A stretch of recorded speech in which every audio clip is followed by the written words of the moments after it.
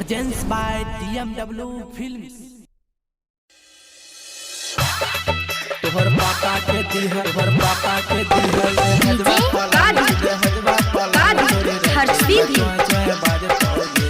दोसर के नामे के कार्ड छपल ही हाथे में मेहंदी सजतोगे।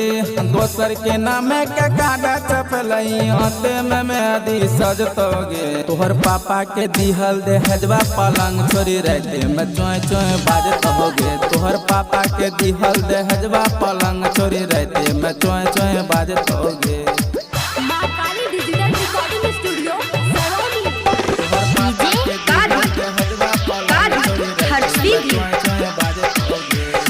अबरी के लगन में छोरी लाग जाए तो हर दीगे।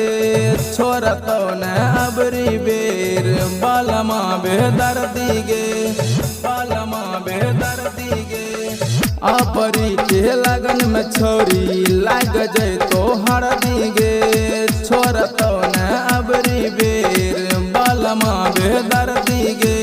आलू के नियर जवानी के तोहरा ढका चाचाली पगाज तोगे। आलू के नियर जवानी के तोहरा ढका चाचाली पगाज तोगे। तोहर पापा के दिहल दहेजवा पलंग छोड़ी रहते में चोय चोय बाजत होगे। तोहर पापा के दिहल दहेजवा पलंग छोड़ी रहते में चोय चोय बाजत होगे।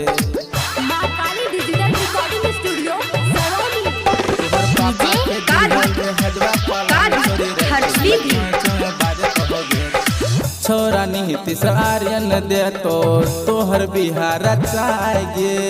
आज बिहारी सौरभ दे तो डीजे तोहर बजाएगे। छोरा नीतीश आर्यन दे तो तोहर बिहार चाहे। आज बिहारी सौरभ दे तो डीजे तोहर बजाएगे। राजू या गौतम से तोरे दीवाना कहबी त बर्तन मंजतोगे।